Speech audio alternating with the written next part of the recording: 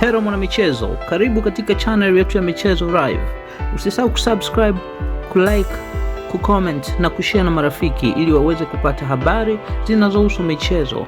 Kikosi cha Simba kinatarajiwa kurejea kambini kesho Jumapili Disemba 28, 2025 kuanza rasmi maandalizi ya kushiriki michuano ya Kombe la Mapinduzi 2026 yatakayofanyika Zanzibar. Hatua hiyo inaashiria mwanzo wa safari mpya kwa wekundu wa Msimbazi katika moja ya mashindano muhimu ya maandalizi kabla ya kuendelea na majukumu mengine ya msimu. Baada ya mapumziko mafupi, wachezaji wote ambao hawapo katika majukumu ya timu za taifa wanatarajiwa kuingia kambini wakiwa katika hali nzuri ya utayari, huku benchi la ufundi linaloongozwa na Steve Barker likilenga kurejesha uimara wa kikosi kimwili na kiufundi.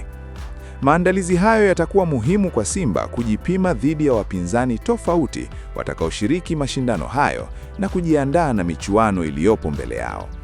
Simba itaanza kampeni yake ya Kombe la Mapinduzi kwa kucheza mechi ya kwanza Januari 3, 2026 dhidi ya Mwembe Makumbi. Mchezo huo utapigwa katika uwanja wa Aman, Zanzibar, ambao kwa miaka mingi umekuwa kivutio kikubwa cha mashindano hayo kutokana na hamasa ya mashabiki.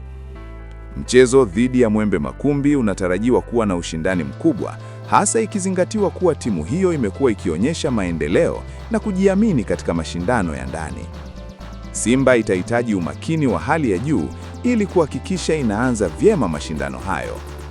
Kwa upande wa wachezaji, kikosi kinatarajiwa kuwa na mchanganyiko wa wachezaji wazoefu na chipukizi, huku benchi la ufundi likipata nafasi ya kuwapima baadhi ya nyota wapya pamoja na kurejesha ushindani wa nafasi ndani ya timu.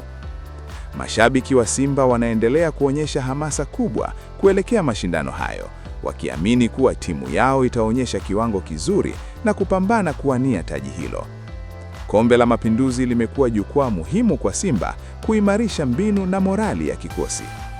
Kwa ujumla, kurejea kambini na maandalizi ya Mapinduzi Cup 2026 ni fursa muhimu kwa Simba kujijenga upya, kusahihisha mapungufu na kujiweka katika nafasi nzuri ya kufanya vizuri zaidi katika mashindano yajayo ya ndani na kimataifa.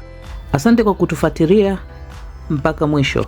Usisahau kusubscribe na kuacha maoni yako. Ikiwa umependa channel hii, acha maoni yako hapo, share na marafiki.